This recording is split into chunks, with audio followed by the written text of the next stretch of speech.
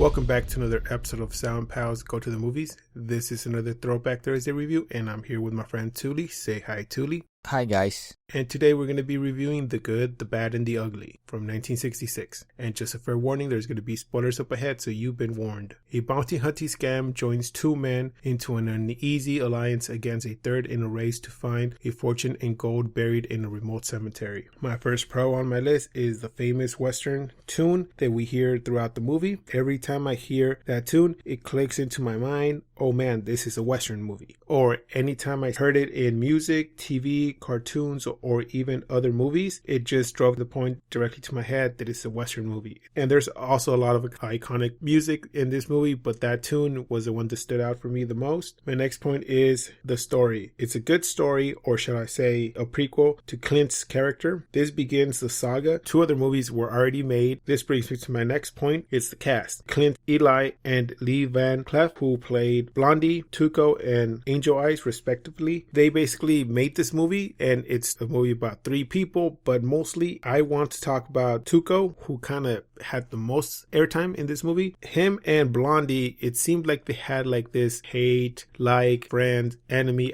kind of relationship. It went back and forth throughout the movie, while Angel Eyes was just left on the back catching on and kind of felt like he was the one that was chasing them versus these two guys trying to outdo each other. Also, I want to point out the fact that this movie was an Italian movie, not an American film. They used to film the movies before and they would dub them afterwards. So that's why we see that the audio doesn't really match the lips, because it was dubbed in other languages. So you see this mismatched audio to the lips, and some of the characters were not even speaking English. For example, Tuco, it's been known that he was speaking English in some scenes and speaking French in other scenes. Especially other characters, not the main characters, they were speaking other languages, Spanish or Italian. Now on to my cons. I would have to say that my biggest con is the length of the movie. We saw the extended version, which is 3 hours long, but even the normal version is just shy of 3 hours. I feel that there's some scenes or even arcs that could have been taken out of the movie to either speed up the pace or basically make the story and plot shorter and more concise. Also, some of the characters, for example, let's say Tuco, when he went into the cave with the chicken, there was too much talking, and then the people came down with the ropes. He ended up convincing them to go after Blondie and they got killed. That to me was a waste of airtime. That didn't do anything for the story except just make Tuco go after Blondie. And also there's other scenes that could have been taken out. For example, there's a scene when they get captured and they basically get released and then they get captured again. It just keeps going like that, especially when Angel Eyes teams up with the other guys to go after the gold, and Blondie and Tuco basically take care of those guys in a shootout. That to me just felt like it was a part that they wanted to fluff up the characters when they could have developed something else of the story. But I guess that's my biggest con of this movie, just the length and some scenes that could have been taken out. So with that, I'm going to pass it on to my friend Touly and see how he saw the movie and what grade he gave the movie. So this was my first Clint Eastwood movie. When I saw it for the first time, I had no idea who Clint Eastwood was. This was me as a kid, actually. The first time I saw this film was actually on TV. The movie was on during a weekend afternoon, and I didn't catch the beginning of the film. I saw the movie starting when Tuco marched Blondie through the desert, which led to Blondie suffering from dehydration. I don't know, it was maybe something about the style or relationship that maybe was starting to brew between these two characters that I just felt that even as a kid I found to be very engrossing. From that point on, I remained glued to the screen. And again, this was me as a kid. Before I knew it too, when the movie finally ended, it was 2 hours of my afternoon being invested into watching not only a Western film, because I could not have imagined myself as a kid watching this particular type of film, but I think it really speaks to how well it was produced in terms of these three main characters, as Sal pointed out, which speaks to, of course, the title of the movie, The Good, the Bad, and the Ugly. Sal also mentioned the music to this film, which I really liked, and although I am a big fan of the main theme that was used throughout the movie, I was also a very big fan of the music that played played at the Mexican standoff, as it became to be known as, that music was very, very intense. Although I will say that the scene did feel like it was dragging, because I think they were trying to use the music to sort of dictate when the gunfires will go off. That after watching it a second time, a third time,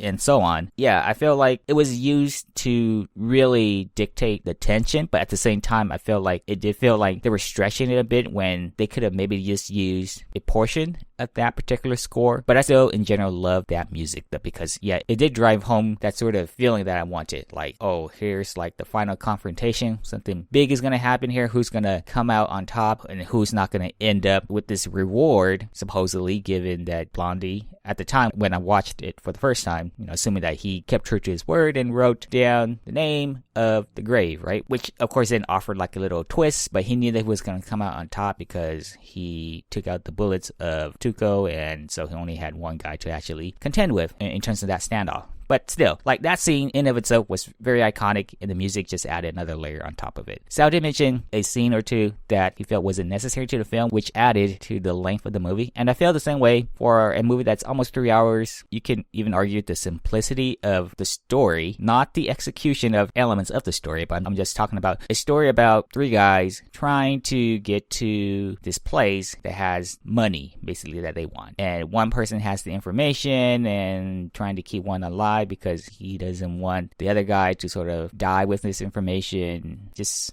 how they react to one another. It's a very simple story, but it added content to the movie that, like, as Sal said, didn't do much for me. I just wanted to see the struggle between these guys and how they would react to one another, and I thought the movie did a great job at that. Like I said, even as a kid, when I saw the early interactions between Tuco and Blondie, I already bought into their characters, because I was like, oh, there's this tension between them. I feel like something has to give here, because I feel like Blondie was punished to the point of almost death through his walk through the desert. I'm like, man, what a way to go. And for him to turn this situation around, midway through the movie, where he got the upper hand of Tuco, not only because he had information as to where the location of this money was, but he used that to his advantage, and eventually led to this moment where it kind of circled back to the beginning, where Tuco was nearly hung to death yet again, but good old Blondie shot the noose down, which led to yet again another iconic moment where Tuco curses at Blondie from a distance at the top of his lungs. So a lot of iconic moments in this movie, but yeah, I just in general love the interplay between these characters, and then the music just adds another layer on top of it. So yeah, a lot of positives all around. But if they have just reduced the runtime of this film by, I could even say, like 45 minutes to an hour, even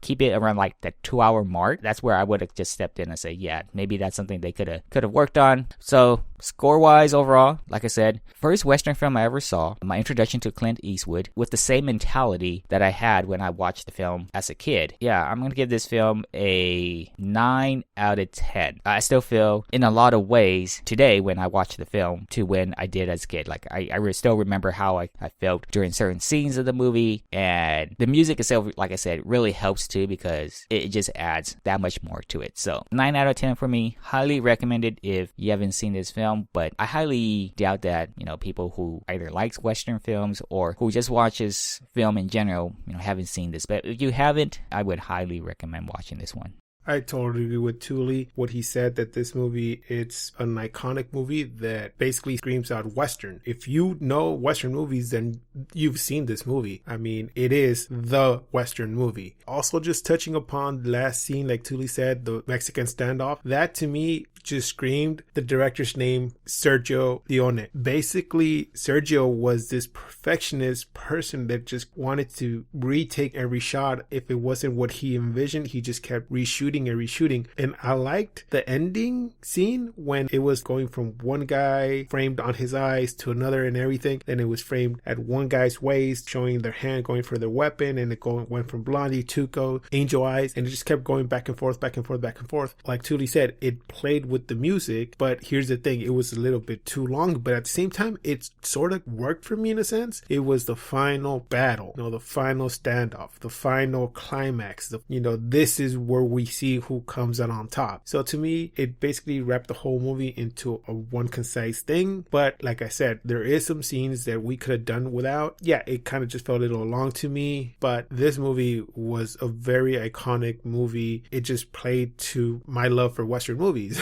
I mean, when I saw it, I guess that this is where it started. That's how I came to love Western movies. And not to say that this movie, didn't stood out. I mean, it stood out in a sense that it basically inspired other movies, other stories, other reimaginings of Western movies. Yeah, the only thing is the length of the movie. So again, same score as Touly, 9 out of 10. I highly recommend this movie if you haven't seen it. So I guess that does it for this review of The Good, the Bad, and the Ugly. Please join us next time where we're going to review The Departed. When I was your age, they would say we could become cops or criminals. Today, what I'm saying is this. When you're facing a loaded gun, what's the difference? Please like, comment, and subscribe. You can find our social media links below. And like always, keep watching movies.